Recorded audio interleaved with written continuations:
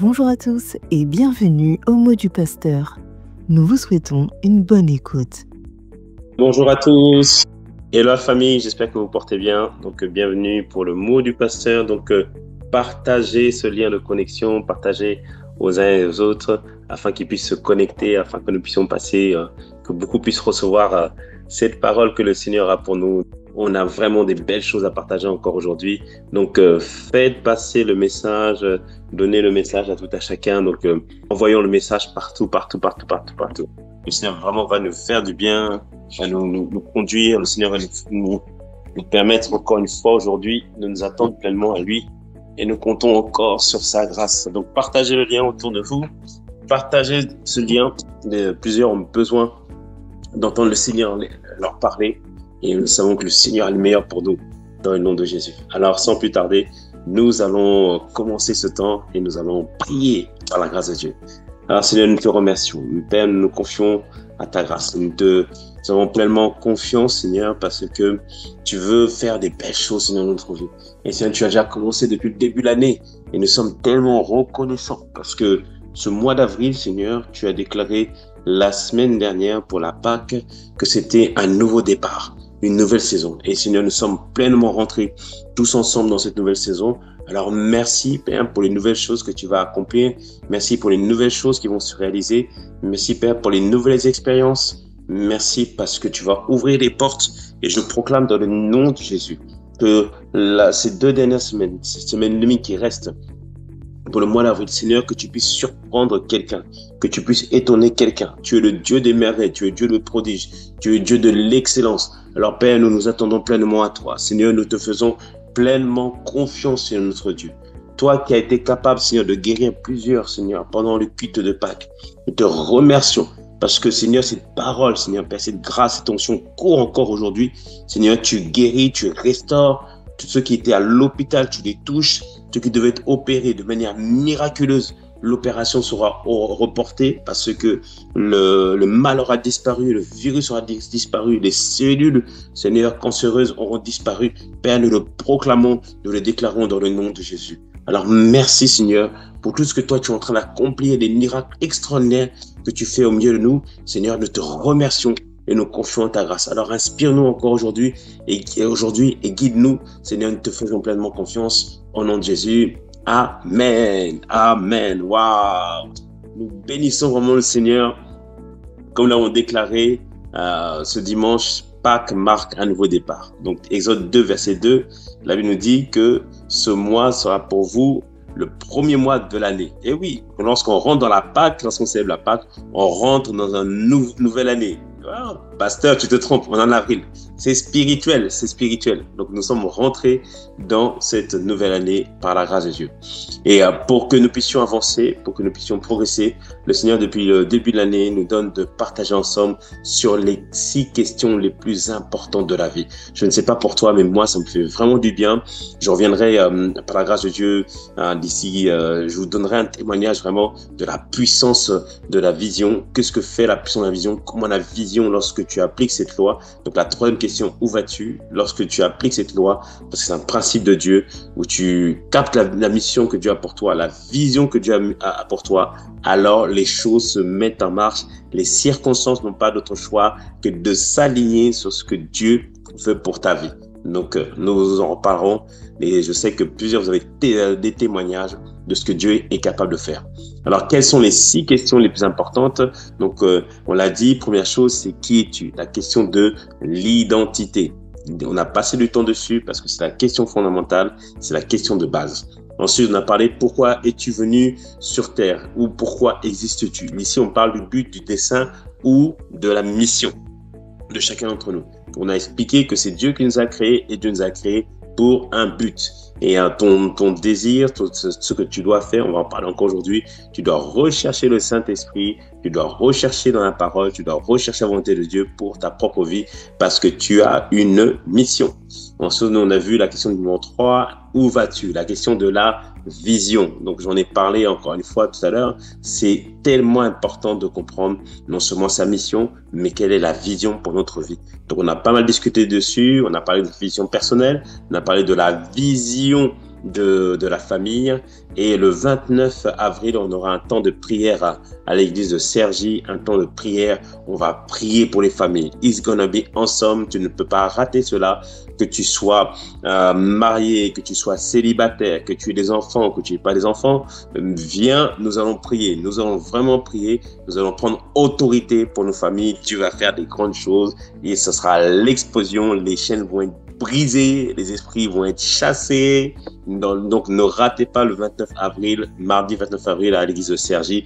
It's gonna be awesome. C'est la semaine prochaine, on va taillader en pièces tous les ennemis de notre destinée et de notre famille. Donc, ne ratez pas ce temps. La semaine prochaine, on va passer un bon moment. Amen.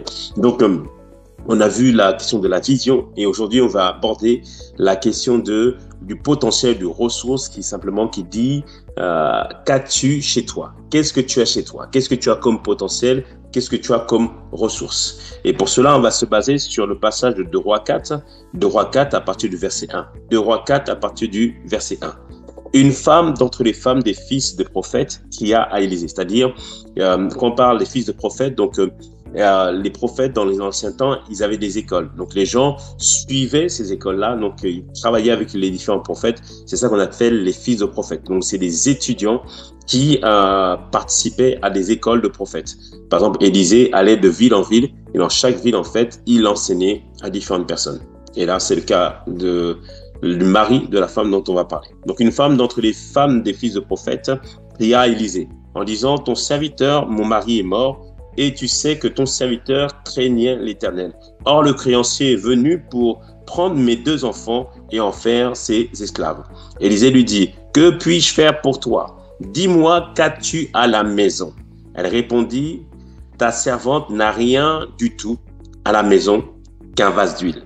Heureusement qu'elle n'a pas dit qu'il n'y a rien du tout, c'est très important. Donc elle a dit, il y a quelque chose, elle a l'impression d'avoir pas grand-chose, mais elle avait juste un vase d'huile. Amen. Verset 3, et Élisée lui dit, va demander au dehors des vases chez tous tes voisins, des vases vides, et n'en demande pas un petit nombre.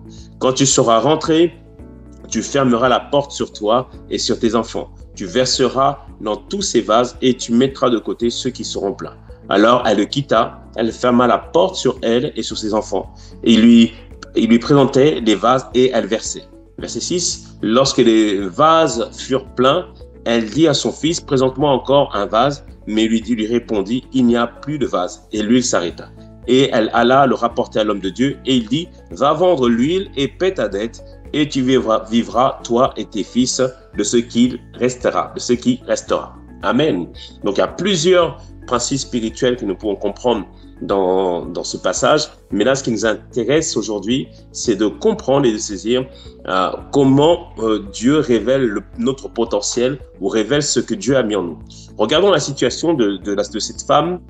Elle vit une situation dramatique, une situation compliquée. Avant, elle était heureuse avec son mari, tout se passait bien. Son mari meurt certainement de manière soudaine. Et il n'a pas prévu forcément de quoi prendre soin de sa femme et de ses enfants. Donc, il se retrouve dans les problèmes. Donc, il faut comprendre une chose, que la question du potentiel, c'est la question qui te sera posée. Première chose, quand la situation semble désespérée. Il y a un terme qui s'appelle inextricable. Inextricable, c'est-à-dire quand elle devient complexe, quand on a l'impression qu'on ne peut pas résoudre la situation. Cette femme, je pense que avant, elle était heureuse, elle était contente d'être mariée, elle avait son mari, elle était joyeuse, elle était tranquille. Mais son mari est mort de manière soudaine, que j'ai dit tout à l'heure. Et là, elle se retrouve dans une situation compliquée. Bien aimé, Dieu permet parfois certaines situations compliquées afin que ce qui est en toi puisse être pleinement révélé. Amen. Parce que s'il n'y avait pas de situation compliquée, toi et moi, on ne révélerait pas notre potentiel. Amen. Bien aimé, moi, pour ma part, certaines situations m'ont amené à chercher en moi, à puiser en moi le moyen d'avancer et le moyen d'en sortir. On voit ici une femme, peut-être comme j'ai dit, elle est heureuse avec son mari, mais son mari meurt de manière soudaine. Et là, elle se retrouve dans une situation compliquée. Elle se dit, mince, I have nothing, je n'ai rien, je ne peux pas m'en sortir. Mais je veux te dire que Dieu a déjà mis en toi le potentiel, la provision pour pouvoir t'en sortir. Donc, le potentiel est révélé lorsque tu sembles être dans une situation désespérée, mais Dieu a déjà pourvu. Et comme dit l'apôtre Ivan, ton futur n'est pas à l'extérieur de toi, mais il est à l'intérieur de toi. Le potentiel n'est pas à l'extérieur, il est à l'intérieur de toi. Amen. Donc, la question du potentiel, c'est une question qui sera posée justement lorsque Dieu veut faire un miracle. Donc, cette femme pensait que tout était fini, mais Dieu voulait faire un miracle. Et Élisée pose la question, qu'est-ce que tu as à la maison? Qu'est-ce que tu as à la maison? C'est-à-dire, bien-aimé, que lorsque Dieu veut multiplier quelque chose dans ta vie, il te posera déjà la question, qu'est-ce que toi tu as déjà? On le voit dans l'épisode de la multiplication des pains. Jésus dit à ses disciples, nourrissez les gens qui sont devant vous. Il dit, mais on n'a rien, on n'a pas grand-chose, on n'a rien, on ne peut pas les nourrir. Il demande comme la question, mais qu'est-ce que vous avez? Et là, on voit que parmi toute la foule, les milliers de personnes qu'il y avait un jeune homme qui a mis à disposition 2 poissons et 5 pains. Donc Jean 6, verset 9, il y a ici un jeune garçon qui a 5 pains d'orge et 2 poissons. Mais qu'est-ce que cela pour tant de gens? Donc les disciples vont poser la question, tu veux qu'on nourrisse les personnes? Il y a au moins un jeune homme. La vérité, c'est qu'il y en avait d'autres qui avaient de quoi donner, mais ils ne l'ont pas mis à disposition. C'est ça la vérité. Donc ce jeune homme, ce jeune garçon, met à disposition ce qu'il a. 2 poissons et 5 pains. Et on voit que Jésus a pu multiplier à partir de ce qu'il avait. Alors, comprenez ceci, que la loi du potentiel, la découverte du potentiel, revient, bien aimé, à comprendre la loi de la reconnaissance. La loi de la reconnaissance veut dire quoi? Être reconnaissant, faire des actions de grâce pour ce que tu as déjà aujourd'hui. Amen. Pasteur Mohamed dit une fois, il a dit ceci une fois dans une prédication et ça m'a fait rire et je trouvais ça tellement de sens. Il a dit une chose, il a dit Dieu n'est pas un Dieu qui ajoute, mais c'est un Dieu qui multiplie. Donc quand on dit à Dieu je n'ai rien, donc 0 fois 0, ça fait combien? Ça fait 0. 0 fois 1000, ça fait 0. 0 fois 1 million, ça fait 0. Donc bien aimé, ne dis jamais que tu n'as rien. Tu as quelque chose. John Maxwell dit ceci. Ce qui empêche les gens de réussir, ce n'est pas ce qu'ils sont, mais c'est ce qu'ils pensent ne pas être. Ce qui empêche les gens de réussir, ce n'est pas ce qu'ils sont, mais c'est ce qu'ils pensent ne pas être. C'est-à-dire que on a l'impression que on a tellement de défauts. Et des fois, c'est tellement facile de localiser nos défauts, on regarde aux autres, on dit « Ah, bah l'autre, il sait chanter, l'autre, il sait prier, l'autre, il sait danser, l'autre, il a de l'intelligence. » Donc, du coup, je regarde plus aux autres que je ne regarde à moi-même. Je suis plus conscient de mes défauts ou de mes manquements que de mes qualités et de mes forces. Alléluia. Donc ici, bien-aimé, comprends bien qu'il faut que tu puisses comprendre et saisir ce que Dieu a mis en toi. Mais qu'est-ce qui nous empêche de comprendre finalement, de saisir, d'avoir la révélation de ce que Dieu a mis en nous? Première chose, les difficultés socio-économiques. Les difficultés socio-économiques. Quelqu'un dit ceci, vous voulez empêcher un peuple d'exprimer son plein potentiel, alors supprimez, faites en sorte qu'il n'ait pas de quoi subvenir à leurs besoins. Ah oui, bien aimé. Il y a un philosophe qui s'appelle Maslow, il a fait une pyramide en expliquant qu'il y a des besoins fondamentaux qui doivent être pourvus. Donc les besoins physiologiques, manger, s'alimenter, le sommeil, etc. Donc tous ces besoins physiologiques, donc besoins primaires, ils doivent être pourvus avant d'arriver ensuite aux besoins de sécurité. Donc le besoin d'avoir un environnement stable, un environnement où il n'y a pas de crise, où il n'y a pas d'anxiété. Donc ce deuxième besoin doit être pourvu. Après, il y a le besoin d'appartenance, appartenir à une famille, appartenir à un groupe. L'homme a besoin de ça. Après, il y a le besoin d'estime de soi, la confiance, le respect de soi. Et après, il y a le besoin d'accomplissement. Donc finalement, on voit que le potentiel n'est révélé seulement quand les besoins primaires sont pourvus, lorsque les besoins de sécurité, donc avoir un environnement stable, les besoins d'appartenance, les besoins d'estime de soi, seulement là, l'homme commence à penser à ses besoins d'accomplissement, de révéler le don et les capacités que Dieu a mis en lui. Donc, vous comprenez pourquoi il faut vraiment prier pour tous les pays qu'on dit émergents ou les pays pauvres, que Dieu puisse étendre sa main parce que, assurément, si les gens n'arrivent pas à avoir de quoi manger, ils ne peuvent pas exprimer leur potentiel. Donc, de ce que je viens de décrire ici, c'est la pyramide de Maslow. Donc, on comprend les besoins primaires doivent être pourvus avant d'arriver au moins à la capacité de pouvoir exprimer pleinement le potentiel que Dieu a mis en nous. Alors, je prie que dans le nom de Jésus, que tous tes besoins primaires soient répondus au nom puissant de Jésus. Je prie vraiment que le Dieu qui pourvoit au-delà de tes besoins puisse le faire dans ta vie afin que tu puisses exprimer le plein potentiel que Dieu a pour toi, au nom de Jésus. Deuxième chose qui nous empêche de découvrir ce que Dieu a mis en nous, c'est la méconnaissance de Dieu. C'est-à-dire quand on a une mauvaise révélation de qui est Dieu. On le voit dans la parabole de Matthieu 25. Donc on dit, Jésus donne une parabole pour exprimer un caractère de Dieu. Il dit qu'un homme riche allait partir en voyage et réunit en fait plusieurs de ses serviteurs. À un, il donna 5 talents, à l'autre 2 talents et au dernier, il donna 1 talent. Et le talent, en fait, il est dit que chacun a reçu selon sa capacité. Bien-aimé, tu as reçu selon ta capacité. Donc, on voit ici que l'homme riche leur donne 5 talents, 2 talents et 1 talent. Il faut comprendre qu'un talent, du temps biblique, c'est pas juste une pièce de monnaie. Un talent, c'est l'équivalent quasiment, d'autres disent une année de salaire, d'autres disent plusieurs mois, mais c'est comme une somme conséquente. Mais cet homme a regardé, l'autre on l'a donné 5, l'autre l'a donné 2 et moi on m'a donné 1. Donc dans son cœur, il s'est dit, mais forcément, c'est le propriétaire ou l'homme riche est méchant. Et c'est ce qu'il dit justement lorsque l'homme riche est venu pour voir qu'est-ce que chacun avait fait de son talent. Donc Matthieu 25, verset 24, il dit ceci, « Celui qui n'avait reçu qu'un talent s'approcha ensuite et dit, « Seigneur, je savais que tu es un homme dur. » C'est-à-dire, il voyait l'homme riche comme étant un homme dur. Il dit qu'il moissonne où tu n'as pas semé et qu'il amasse où tu n'as pas vanné. Entre termes, tu fais ce que tu veux, tu fais du mal, il considère que ce n'était pas juste. Parce qu'il regardait le nombre de talents que les uns et les autres avaient, il se disait, c'est pas juste. C'est pas juste.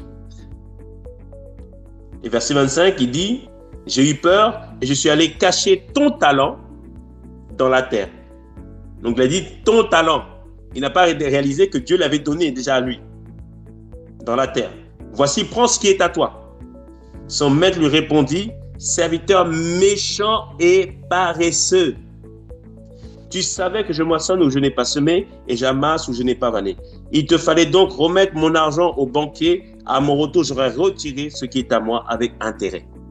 Donc ici, il dit, en fait, Jésus explique que ce serviteur, il voyait l'homme riche comme quelqu'un de méchant. Il dit, mais je ne comprends pas.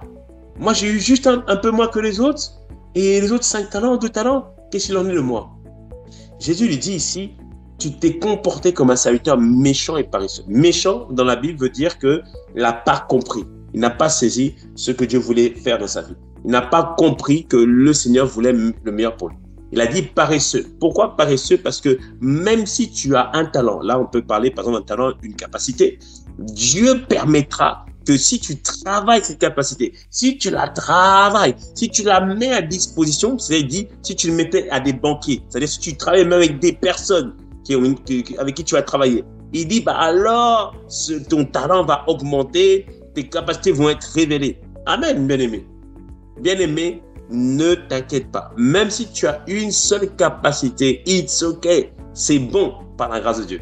Moi, je suis l'exemple vivant de cela. Bien-aimé, moi, je ne suis pas né avec beaucoup de capacités. Je ne savais pas chanter, je ne savais pas danser, je ne savais pas faire quoi que ce soit. Non, bien-aimé. Mais Dieu m'a donné une capacité et puis aussi, à cause de l'éducation que j'ai reçue de mes parents, parce que c'est mes parents qui m'ont appris la résilience. Ma mère me disait toujours, moi j'ai élevé des soldats. Ah oui, bien aimé. Donc nos parents nous ont appris à être résilients, à être des courageux. Donc les parents nous ont inculqué ça. C'est dans notre caractère, dans ma famille avec mes frères. Mais le don que Dieu m'a donné, c'est la capacité à travailler. Donc bien aimé, moi c'est ma capacité. Donc moi je travaille dur. Et Dieu me donne la capacité de comprendre les choses, mais en travaillant. Tout ce que je fais, j'ai dû travailler. j'ai dû apprendre à travailler. Même pour le rythme, pour être dans le rythme, j'ai dû apprendre le rythme. Pour apprendre, j'ai dû travailler. Tout ce que je fais là aujourd'hui, j'ai dû travailler. Même faire en sorte que, bon, des fois ça revient, même articuler, j'ai dû travailler. Tout ça, aïe, aïe, aïe. Donc ne dis pas que tu n'as rien. C'est quand je regarde certains, je dis, mais vraiment, les gens sont doués. Oh, tu es plus doué que moi. Tu as reçu beaucoup plus que moi, mon frère. Tu as reçu beaucoup plus que moi, ma soeur. Ah, je t'assure, tu as reçu beaucoup plus que moi. Mais travaille-le. Travaille le don, travaille la capacité, travaille le potentiel que Dieu a mis en toi et tu verras ce que Dieu va accomplir dans le nom de Jésus. Amen. Une autre fois, je t'expliquerai justement comment le potentiel peut être révélé lorsque tu déverses dans les autres. La femme dans 2 Rois 4, on a vu qu'elle a porté beaucoup de vases, déversé dans les gens. Le peu que tu as, enseigne-le. Le peu que tu as, prends soin des autres. C'est ça, déverser. On dit tout à l'heure des vases vides. Donc, il y a des gens qui ont le vase, qui sont vides, mais qui ont besoin du peu que tu as. Et plus tu donnes, plus Dieu remplit. Plus tu donnes, plus Dieu remplit. Plus tu donnes, plus Dieu remplit. Ah oui, bien aimé. Certains, vous connaissez des choses, mais vous ne voulez pas les partager. Ou vous voulez être rémunéré pour cela. Fais-le gratuitement. Donne-le gratuitement. Remplis les vases. Remplis-les. Dieu va te remplir encore. Dieu va te donner plus d'intelligence, plus de capacité. C'est ce que je fais, moi, au quotidien. Bien aimé, c'est ce que je fais. Et c'est comme ça que Dieu, au fur et à mesure, augmente les grâces, rajoute d'autres grâces, grâce de la thérapie, grâce de la prière, grâce du chant, grâce de l'écriture, grâce de l'enseignement, grâce d'encourager, quoi d'autre encore? Oui, grâce d'écouter, oui, grâce d'écouter, amen. Grâce de la constance, yes, yes, de la patience, oui. Amen, amen, amen, amen, amen. Waouh, grâce de la sagesse. J'ai prié beaucoup pour la sagesse. J'ai beaucoup prié pour la sagesse, beaucoup de l'amour. Amen, amen, amen. Apprendre à aimer les gens, de l'endurance, de challenger les gens. Amen. Ça, j'ai dû apprendre. La disponibilité, ça c'est l'écoute. Bien aimé, l'écoute, ça prend. L'écoute, ça prend. La persévérance, ça prend. Amen. La valorisation, valoriser les gens. Être une figure partenaire. Oh, merci, gloire à Dieu. De l'encouragement, de l'enseignement. Amen. Donc, vous voyez, il y a plusieurs choses. Et ça, tout ça, vous avez aussi décrit aussi des traits de caractère. Donc, la bonté, la patience. C'est ça que les gens vont reconnaître sur toi, bien-aimé. Bien-aimé, tu as peut-être un seul don, une seule capacité, mais mets-le au service des autres. Tu verras que Dieu va révéler ces choses dans le nom de Jésus. Dieu ne s'est pas trompé, Dieu n'a pas fait d'erreur, tu n'es pas un hasard, tu n'es pas une erreur, non, loin de là, au nom de Jésus. Amen. Donc, nous sommes en train de comprendre les choses, les situations qui nous empêchent de voir ce que Dieu a en nous. On a dit les difficultés socio-économiques, la méconnaissance de Dieu. Troisième chose, les mauvaises personnes qui vous entourent. Ça, on en parlera aussi un peu plus tard. Les mauvaises personnes qui vous entourent. Bien aimé.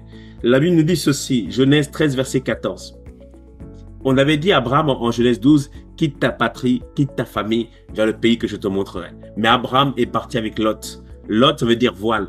Donc, Abraham est parti avec Lot. Et je pense que s'il est parti avec Lot, c'est que Lot était devenu pour lui comme un fils. Parce que c'était son neveu. Il est devenu et Lot avait perdu son père. Donc, il est devenu pour lui comme un fils. Il prenait soin de lui, etc. Mais Dieu voulait aussi lui donner aussi un fils à lui, à Abraham. Et à un moment donné, il y a une dispute entre Lot et Abraham lorsqu'ils sont arrivés en Canaan. Et Lot, finalement, il n'était pas vraiment très aimant vis-à-vis d'Abraham. Parce que Lot a choisi d'aller vers les plaines de Sodome et Gomorrhe parce que elles étaient florissantes. Normalement, il aurait dû dire, bon papa, prends la plaine florissante, comme ça, moi, je prends de ce qui est moins bien. Mais c'est pas ce qu'a fait Lot. Lot est parti à Sodome et Gomorrhe, et malheureusement, ça a été désastreux pour lui. Mais la Bible nous dit, dès que Abraham se sépara de Lot, donc Genèse 13, verset 14, l'Éternel dit à Abraham, après que Lot se fut séparé de lui, lève les yeux et du lieu où tu es, regarde vers le nord et le midi, vers l'orient et l'occident. Après, il lui montre précisément tout le territoire que Dieu a pour lui. Bien aimé, des fois, tu as des fréquentations qui t'empêchent de voir. Il y a des bonnes fréquentations qui te rendent aveugle. Il y a des fréquentations qui t'empêchent de te focaliser. Il y a des fréquentations qui t'empêchent de voir ce que Dieu a pour toi. Oh, je prie que Dieu t'aide à identifier les lots de ta vie afin de te séparer d'eux, afin de voir ce que Dieu a prévu pour toi. Quelqu'un me dise un bon amen. Alléluia. Donc, certaines personnes nous empêchent de voir, de comprendre ce que Dieu a pour nous. Ensuite, bien aimé, la désobéissance. La désobéissance à la parole de Dieu nous empêche de comprendre, de saisir ce que Dieu a pour nous, ce que Dieu a déposé en nous. La venue de ceci, Éphésiens 4, verset 18, Éphésiens 4, verset 18, au sujet de ceux qui ne sont pas en Christ, il est dit, ils ont l'intelligence obscurcie, ils sont étrangers à la vie de Dieu à cause de l'ignorance qui est en eux et à cause de l'endurcissement de leur cœur. Donc on voit ici, ce verset nous montre que l'endurcissement du cœur, donc le fait que le cœur soit devenu dur, c'est-à-dire souvent lié à la désobéissance, entraîne une obscurité, empêche les gens de voir, de saisir, de comprendre, parce qu'il y a une sorte de séparation, il y a une séparation avec Dieu et qui provoque un aveuglement spirituel. Donc là aussi, on voit que la désobéissance à la parole de Dieu, non seulement nous sépare de Dieu, mais provoque un aveuglement spirituel. Donc, bien aimé, décide d'obéir à la parole de Dieu.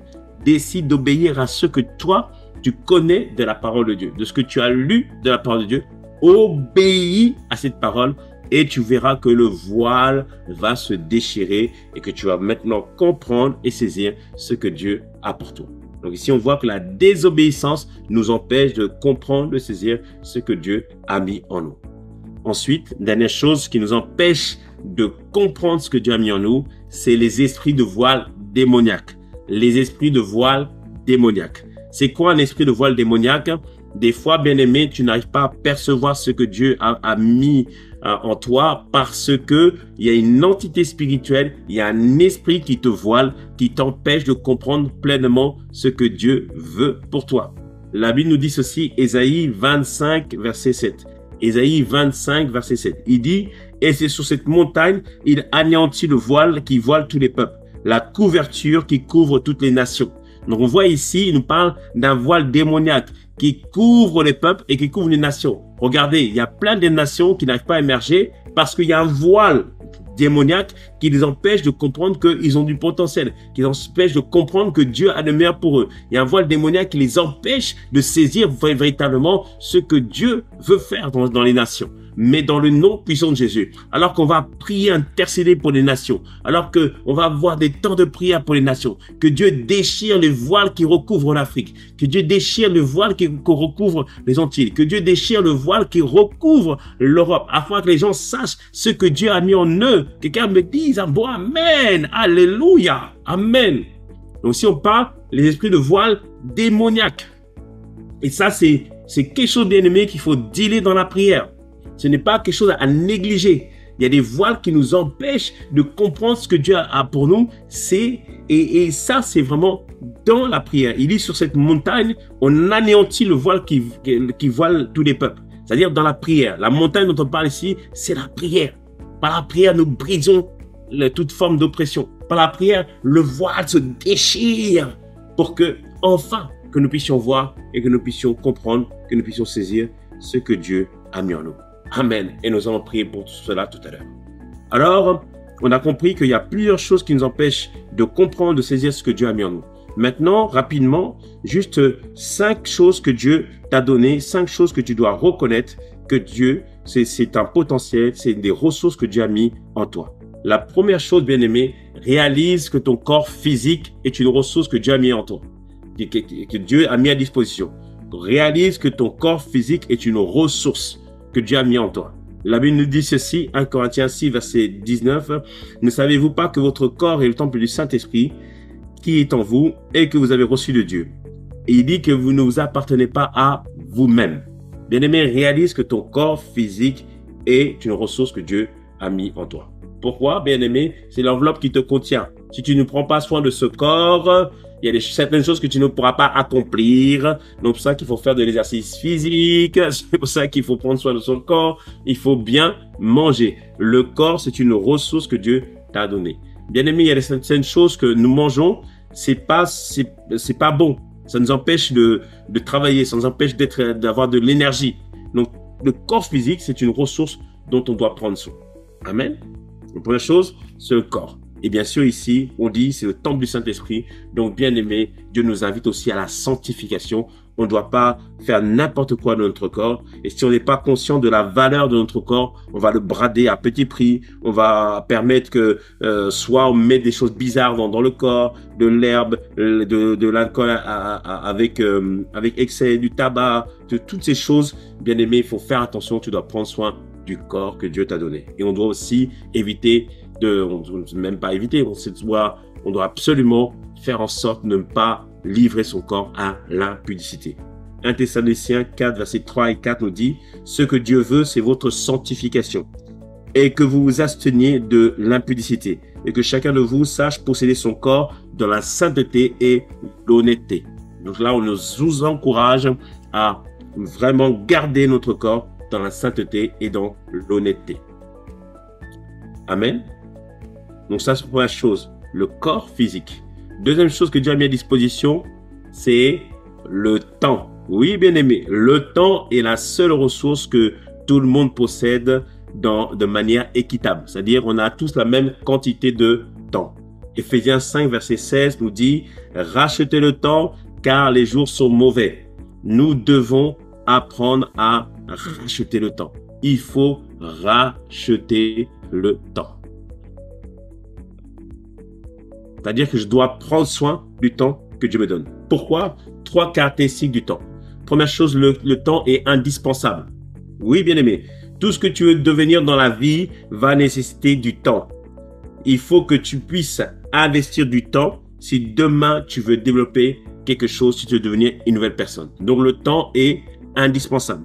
Deuxième chose, le temps est malheureusement périssable. Périssable veut dire quoi? On ne peut pas économiser du temps. Ah, on aimerait tellement. Bon, c'est vrai que dans les entreprises, on parle de l'épargne-temps, mais ça, c'est des jours de congé. Mais la vérité, on ne peut pas économiser le temps. On ne peut pas. On peut pas se dire, bon Seigneur, je vais garder les quelques minutes qui viennent de passer, je vais garder pour plus tard. Non, le temps, il est périssable. Une fois qu'il est passé, on ne peut pas le reprendre, ou etc. Et sur la troisième chose, le temps est irremplaçable. Quels que soient les souhaits que nous avons, que nous formulons, quels que soient les désirs que nous avons, il faut du temps. Il faut du temps. Il faut du temps pour progresser. Il faut du temps pour arriver jusqu'au bout. Il faut du temps pour arriver à devenir prospère. Il faut du temps pour que le couple devienne inébranlable. Il faut du temps pour que le couple devienne complice. Il faut du temps pour arriver à progresser. Il faut du temps pour devenir un homme de prière. Il faut du temps pour que la parole de Dieu soit assise en toi. Il faut du temps. Amen. Donc, il faut du temps. Donc, il faut vraiment comprendre que tout prend du temps. Oui, quelqu'un a écrit ici, toutes les bonnes choses prennent du temps. Tout à fait. Quand on veut récolter quelque chose, il faut du temps. Donc, bien aimé, le temps, c'est la ressource que Dieu t'a donnée. Et j'aime ce que l'apôtre Ivan a déclaré dans le mois de mars 2025.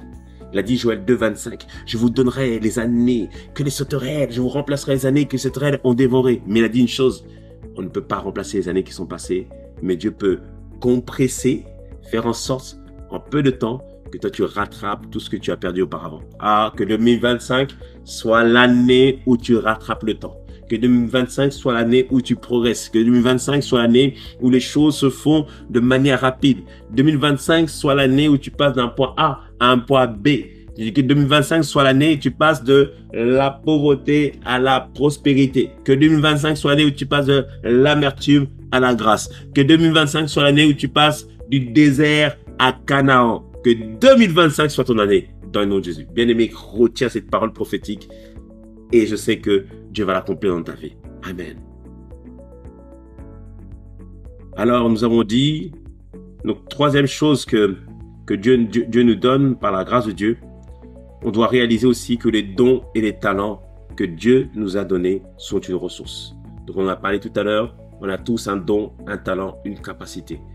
Et je vais expliquer maintenant la quatrième ressource que Dieu nous a donnée, qui est très importante pour découvrir son don, son talent. La quatrième chose, réaliser que le Saint-Esprit est une ressource que Dieu nous a donnée. Amen. Le Saint-Esprit est la plus précieuse des ressources que Dieu nous a données. Jean 16, verset 7. Cependant, je vous dis en vérité, il vous est avantageux que je m'en aille. Car si je ne m'en vais pas, le Consolateur ne viendra pas vers vous. mais si je m'en vais, je vous l'enverrai. La personne du Saint-Esprit est la plus grande des ressources. Je disais, il est avantageux que je m'en aille. Pourquoi? Parce que le Saint-Esprit vous conduit. Le Saint-Esprit vous conduit dans toute la vérité. Le Saint-Esprit nous rappelle les Écritures. Le Saint-Esprit nous montre, nous explique les choses. Le Saint-Esprit même nous fait comprendre des choses qu'on n'a pas apprises, mais nous dit, fais comme ça. Et après, plus tard, on réalise, ah, j'obéis à un principe. Le Saint-Esprit est la plus grande des ressources que Dieu nous a données.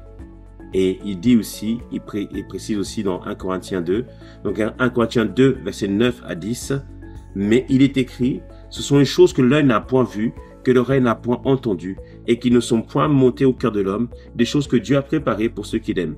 Dieu nous les a révélées par l'Esprit, car l'Esprit sonde tout, même les profondeurs de Dieu. Donc ici, il me dit, il y a des choses que l'œil n'a pas vues, que l'oreille n'a point entendu. C'est-à-dire que des fois, c'est vrai que pour découvrir son potentiel, on peut demander aux gens, qu'est-ce que tu vois que je fais de bien? Je peux regarder en moi les choses que je suis capable de faire. Donc ça, c'est un très bon exercice. Il faut le faire par la grâce de Dieu. Mais il y a aussi des choses que l'œil n'a pas vues, que l'oreille n'a pas entendues. C'est-à-dire des choses que c'est en moi, mais que c'est pas encore révélé. Mais ici, il nous dit que le Saint-Esprit vient nous révéler les choses que Dieu nous a données par sa grâce. Donc, il y a des choses en moi et c'est le Saint-Esprit qui va me les révéler. C'est le Saint-Esprit qui va me montrer ce qui se passe. Et comme j'ai dit tout à l'heure, Dieu va se servir des événements compliqués de la vie, des événements difficiles, des événements complexes pour faire quoi? Pour que ce que Dieu a mis en moi puisse être maintenant révélé. C'est pourquoi quelqu'un qui n'avait jamais fait telle ou telle chose, mais parce qu'il se retrouve dans cette situation, Dieu est capable de révéler qu'il y avait cette chose en elle. Regardez notre chère maman Maud, pasteur Maud de Castanou. Auparavant, elle avait peut-être un intérêt pour l'architecture, mais c'est lorsqu'il y a eu la cité royale, déjà à l'époque on était à Ivry, c'est elle qui a trouvé le bâtiment pour Boissy-Saint-Léger. Donc, du coup, Dieu a donné cette grâce de trouver des bâtiments pour Boissy-Saint-Léger. Ensuite, quand on a déménagé, on devait aller à la Cité Royale, Dieu a mis une grâce sur elle, une onction pour elle, pour gérer le chantier, pour comprendre les choses. Et même maintenant, elle dit, j'aime la construction. Mais bien aimé, ces choses étaient en elle et ces choses ont été révélées parce qu'il y a eu une situation. Bien-aimé, de la même manière, peut-être que tu es comme cette femme en 2 Rois 4 qui se dit la situation est désespérée, mais tu as quelque chose et tu vas le révéler en cette saison dans le nom de Jésus. Que ce que l'œil n'a pas vu, ce que l'oreille n'a pas entendu, mais ces choses que Dieu tient en réserve pour toi, que ces choses soient pleinement révélées au nom puissant de Jésus. Amen. Et la dernière ressource, et j'en parlerai la semaine prochaine, ce sont les connexions divines que Dieu nous a données. Donc on en parlera parce que c'est aussi la 5e question. Avec qui marches-tu? Avec qui tu es en train de t'associer? Avec qui tu fais le voyage? Donc j'en parlerai la semaine prochaine, mais sache que les connexions divines sont des ressources que Dieu t'a données. Amen. Et maintenant, je veux prier. Je veux prier pour toi. Je veux prier pour chacun d'entre nous. Afin que par la grâce de Dieu et par la grâce de Dieu seul, que ce que l'œil n'a pas vu, que ce que l'oreille n'a pas entendu, que cela te soit révélé. Je vais prier pour que les esprits de voiles démoniaques soient déchirés dans le nom de Jésus. Les voiles démoniaques aussi s'installent aussi lorsque tu médites trop à ton passé. À partir de ce jour, tu ne vas plus méditer à ton passé. Le plus important, c'est aujourd'hui. Tu veux prendre une décision qui va changer les choses pour le meilleur. Aujourd'hui, c'est aujourd'hui. Aujourd'hui, tu peux prendre une nouvelle direction. Bien aimé, je l'ai vu. Je suis un témoin vivant de ça. Je suis un témoin vivant de ça. Bien aimé, it's never too late. Il n'est jamais trop tard avec Dieu. Bien aimé, je suis un témoin vivant de ça. Je sais de quoi je suis en train de te parler. Si tu penses que je t'encourage, non, bien aimé, je suis un signe pour toi. Je suis un signe pour toi que c'est possible avec Dieu. Yes. C'est possible avec Dieu. Yes. Alors, bien-aimé, je vais prier véritablement pour toi aujourd'hui, que Dieu puisse t'emmener encore plus loin, que Dieu nous emmène encore plus loin, que Dieu nous surprenne dans ce nouveau départ qu'il nous a donné, que Dieu puisse révéler les choses par sa grâce, au nom de Jésus. Alors, Père, Seigneur notre Dieu, nous venons devant toi aujourd'hui. Seigneur, depuis, Seigneur, le début de l'année, tu es en train de nous interpeller. Nous sommes en train de faire un stop. Là, on prend le temps de s'asseoir. Là, on prend le temps de comprendre la parole. on prend le temps de saisir la parole. Et Seigneur, alors que nous échangeons, nous comprenons, nous saisissons, Seigneur, fidèlement qui tu es. Non, tu n'es pas un Dieu méchant. Non, tu n'es pas un Dieu méchant. Tu n'es pas un Dieu dont on doit avoir peur, mais qu'on doit craindre, avoir une crainte révérencieuse, Seigneur, c'est sûr. Mais Père, notre Dieu, nous sommes certains d'une chose. Tu es avec nous. Tu es de notre côté et il n'y a pas eu d'erreur. Non, Père, notre Dieu, tu nous as établis, Seigneur, pour une saison comme celle-ci. Tu nous as donné les ressources dont nous avons besoin pour pouvoir triompher de cette situation. Triompher de ce que nous vivons. Alors, Père, je regarde mon passé, je regarde le passé de mon frère, le passé de ma sœur, et je ferme la porte maintenant à ce passé, au nom puissant de Jésus. S'il a été glorieux, merci Seigneur, mais encore plus avec toi. S'il a été désastreux, Père, gloire soit Dieu à ton nom, parce que tu souffles maintenant l'esprit des 4 vents, et les ossements desséchés vont revivre dans le nom puissant de Jésus. Si le passé a été ténébreux, Père, souffle maintenant, débarrasse les ténèbres de la vie de mon frère et de ma sœur, dans le nom puissant de Jésus. Père, Seigneur, nous croyons pleinement en ce que toi tu es capable de faire, ce que toi tu es capable d'accomplir dans le nom de Jésus.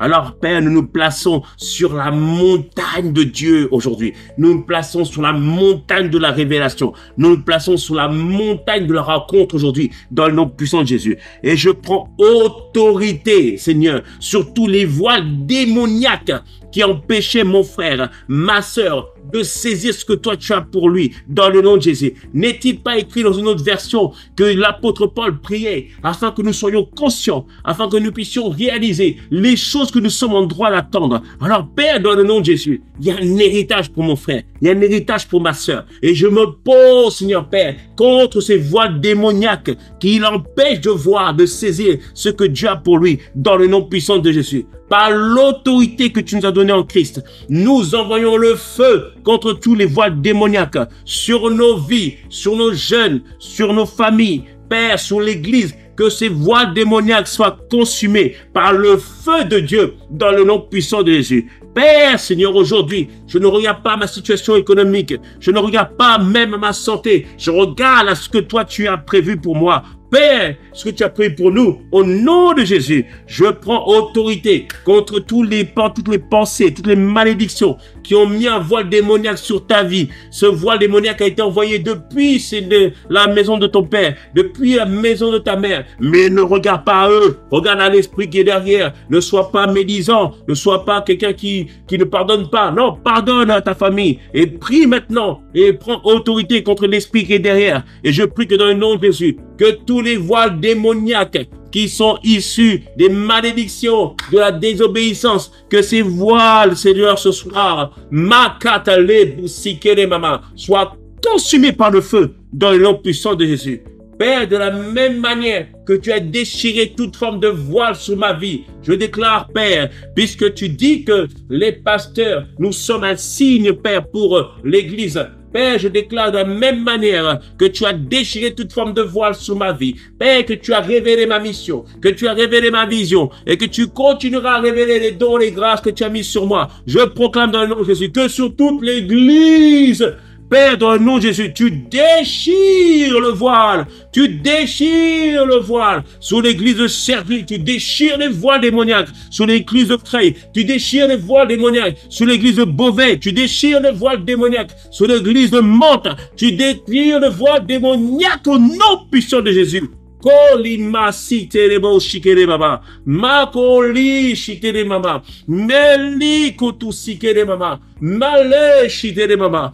Père, que le voile qui recouvre toutes les nations, qui recouvre tous les peuples, soit déchiré aujourd'hui au nom puissant de Jésus. Malé, mama. Je vois comme des esprits, je vois comme une armée. Ils essaient de remettre en place les voiles avec des pieux. Ils essaient en place de remettre les voiles avec des pieux. Père, aujourd'hui, dans le nom puissant de Jésus, nous envoyons une tornade contre tous ces esprits. Père, qu'ils soient arrachés, que les voiles, Seigneur, qu'ils ont plantées, Père, soient arrachés, enlevés, emmenés au loin. Vous ne reviendrez plus ni sur nous, ni sur nos familles, ni sur nos enfants. Nous le proclamons au nom puissant de Jésus. Que les esprits de voile démoniaques soient chassés et qu'ils ne reviennent plus au nom puissant de Jésus. Père, nous le déclarons au nom de Jésus. Que les voiles démoniaques soient déchirées sur ta vie. Que les voiles démoniaques soient consumées par le feu de Dieu. Que les voiles démoniaques,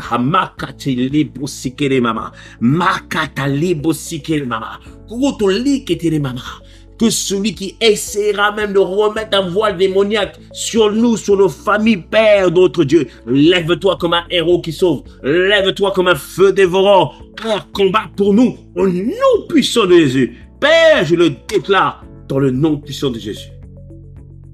Que tout ce qui était aveugle spirituellement, Père, maintenant qui recouvre la vue, au nom de Jésus.